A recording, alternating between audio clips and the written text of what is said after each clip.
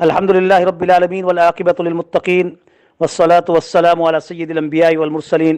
نبینا محمد خاتم النبیین ورؤوف الرحیم وعلی آلہ واصحابہ وبارک وسلم تسلیما کثیرا کثیرا اما بعد فاعوذ باللہ من الشیطان الرجیم بسم اللہ الرحمن الرحیم۔ مروجہ ختم قرآن ایصال ثواب کی خاطر جو اگر باقاعدہ بغیر کسی اجرت کے اگر قرآن پاک کو پڑھ کر اگر اپنے مردوں کو مواتا کو ایصال ثواب کیا جائے تو اس کی شرعی حیثیت کیا ہے؟ اس کی شرعی حیثیت کے لیے سب سے مختصر سا جواب اور آسان جواب امام احمد بن حنبل رحمۃ اللہ علیہ کی اس رجوع پر کہ وہ بھی ایصال ثواب کے قائل نہیں تھے، لیکن موطا امام مالک میں امام مالک رحمۃ اللہ علیہ نے اس حدیث کو نقل کیا ہے۔ اس سے پہلے کہ اس حدیث کے بارے میں اس کی صحت کے درجے میں امام شافعی رحمۃ اللہ علیہ کا فرمان ہے کہ موطا امام مالک کی ساری حدیثیں صحیح ہیں۔ اب اس روایت کو امام شافعی رحمۃ اللہ علیہ کی اس تصدیق کے ساتھ کہ موطا امام مالک کی ساری روایات صحیح ہیں، تو اب کسی قسم کی کوئی ایسی ضعف نکالنے کی یا حدیث کے اوپر اس کے ضعیف ہونے کی کسی قسم کا کوئی اشارہ قابل عمل یا قابل قبول نہیں ہو سکتا جب امام شافعی رحمۃ اللہ علیہ نے یہ کہہ دیے ہے۔ اب آئیے اس حدیث کو سنیے۔ حضرت امام مالک رحمۃ اللہ علیہ نے اپنی کتاب جو کہ امام بخاری رحمۃ اللہ علیہ کی کتاب سے پہلے اصح الکتاب بعد کتاب اللہ تھی اور تمام امت کا اس پر اتفاق اور اتباع ہے، انہوں نے عبداللہ بن عمر رضی اللہ تعالیٰ عنہ کی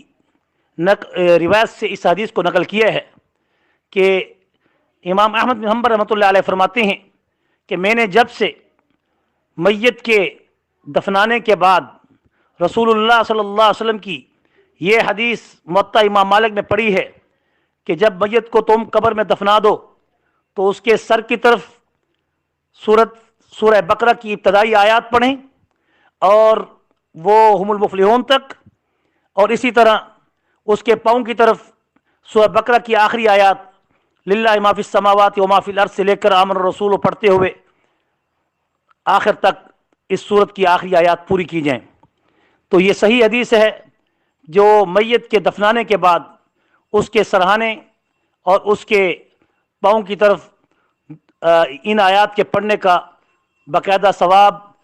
ان تک پہنچتا ہے جو ان کے لیے عذاب قبر سے باعث رفع کا باعث ہے، رفع کا یعنی اٹھنے کا باعث ہے، یعنی کہ اس سے عذاب قبر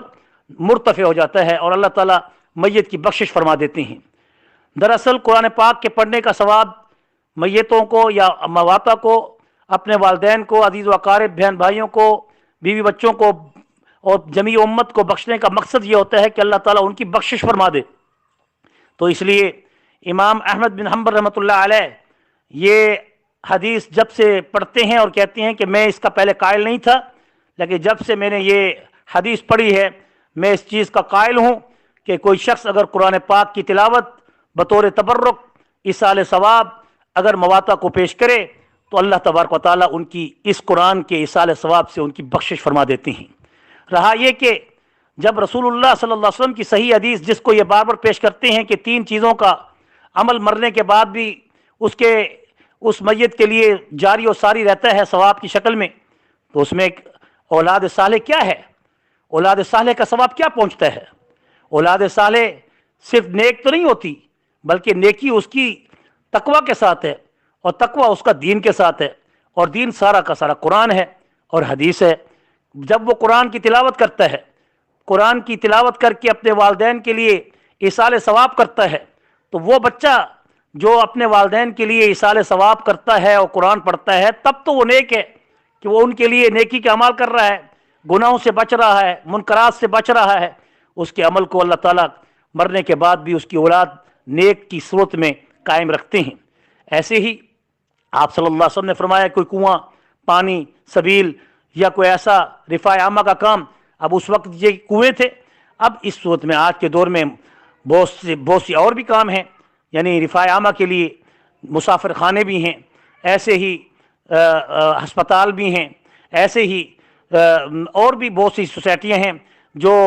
دینی کام کے لیے امت محمد صلی اللہ علیہ وسلم کے لیے اپنے مال کو صدقہ و خیرات کرتی ہیں. تو یہ ثواب اگر وہ مستقل شکل میں، یعنی مستقل شکل میں ہسپتال بنا کر یا مسافر خانہ بنا کر یا پانی کی سبیل لگا کر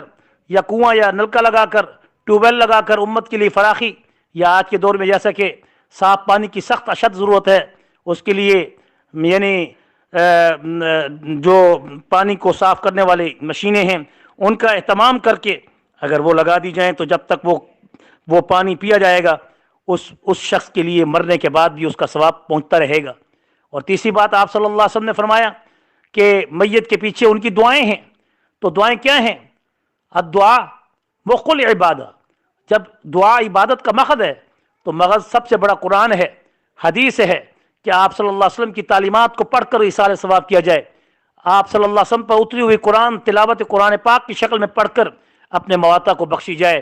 تو یہ دعا نہیں تو کیا ہے؟ قرآن سارا کا سارا دعا ہے. قرآن اللہ پاک کی پاک زبان جو قرآن میں اللہ تعالیٰ نے پیش کی ہے آیت کی شکل میں کہ وشفاء لما فی الصدور وننزل من القرآن ما هو شفاء ورحمۃ للمؤمنین. پھر وہ دوسری آیت کہ ذریتہم وما علتناہم من عملہم من شیء، کہ ہم تمہارے نیک اعمال کا بدلہ قیامت تک جاری رکھیں گے اور پھر ان کے اندر تمہارے ایصال ثواب میں یا ان کو بخشنے میں تمہارے عملوں کے اندر کوئی کمی نہیں کی جائے گی. ذرا اس کی تشریح کو، اس کی تفسیر کو غور سے پڑھیے. میرے خیال میں حضرات مدرسین، علماء کرام اور مفتیان اعظام کو اس سلسلے میں بڑی نہایت ہی تحقیق کے ساتھ مزید اس کی اشاعت کرنی چاہیے کہ ایسی بات کیوں امت محمد صلی اللہ علیہ وسلم کے اندر پریشانی کا باعث بنائی جا رہی ہے کہ پہلے تو منکرات سے بچنے کے لیے ہمیں انہیں روکنا چاہیے، ان پر تو ہم اتنا زور نہیں لگاتے، اور جو دین کے کام کو کرتے ہیں ہر بات پہ ہم بدعت کا فتویٰ لگا دیتے ہیں یا ہر بات پہ ہم ضعیف حدیث کا فتویٰ لگا دیتے ہیں. ایسا نہیں کرنا چاہیے. سوچنا چاہیے کہ امت کسی طریقے سے کار خیر میں رہے، لیکن کسی عمل کو رسول اللہ صلی اللہ علیہ وسلم کی حدیث سے جب ثابت ہونے کے بعد بھی اگر اس کو آپ بدعت کہیں تو یہ سراسر زیادتی ہے. ہاں البتہ یہ ضرور ہے کہ ایسے اعمال جو کہ آج ہماری امت میں جو بدعات کی شکل میں رائج ہو چکے ہیں، خاص طور پہ زیارت قبور کے سلسلے میں، قبروں پر، یا پھر زیارت قبر رسول صلی اللہ علیہ وسلم معاج رسول کی صورت میں، یا اس کے علاوہ میلاد کی شکل میں، یا اس کے علاوہ شب برات کی شکل میں، یا اس کے علاوہ کچھ اور بھی جو معاملات ہم نے آج بنا رکھے ہیں، اگر وہ ان کو آپ نے عبادت کا درجہ دے کر یا سنت کا درجہ دے کر یا کوئی ایسا شرکی عمل کر کے ان کو رائج کیے ہے، ان کے خلاف بولنا چاہیے، ان کے لیے امت کو سمجھانا چاہیے اور امت کی اصلاح کرنی چاہیے. اللہ تعالیٰ سے دعا ہے اللہم ارنا الحق حقا وارزقنا اتباعہ وارنا الباطل باطلا وارزقنا اجتنابہ. اے اللہ ہم سب کو، ساری امت، جمیع امت محمد مصطفیٰ صلی اللہ علیہ وسلم کو، مرد و عورتوں کو، بچوں کو، اور یا اللہ بڑوں کو، بوڑھوں کو، جوانوں کو، اے اللہ امت کے ہر فرد کو، ہماری ماؤں، بیٹیوں، بہنوں کو، اے اللہ حق بات سننے کی، حق بات سمجھنے کی، اور پھر ورزقنا اتباعہ، اور حق بات کو سن کر سمجھ کر اس پر عمل کرنے کی توفیق نصیب فرما. وارنا الباطل باطلا وارزقنا اجتنابہ، اور اے اللہ ہم سب کو باطل کاموں سے بچنے کی، اور یا اللہ ان باطل کاموں کو پہچاننے کی، اور پھر ان سے یا اللہ ان کو سمجھنے کی، پھر اس کے بعد ان سے بچنے کی ہم سب کو توفیق نصیب فرما. اے اللہ ہماری یہ دعا پوری امت کے حق میں اور ہمارے حق میں، ہماری اولاد کے حق میں اے اللہ قبول و مقبول فرما. وآخر دعوانا ان الحمد للہ رب العالمین وصلی اللہ تعالی علی خیر خلقہ محمد وآلہ واصحابہ اجمعین برحمتک یا ارحم الراحمین.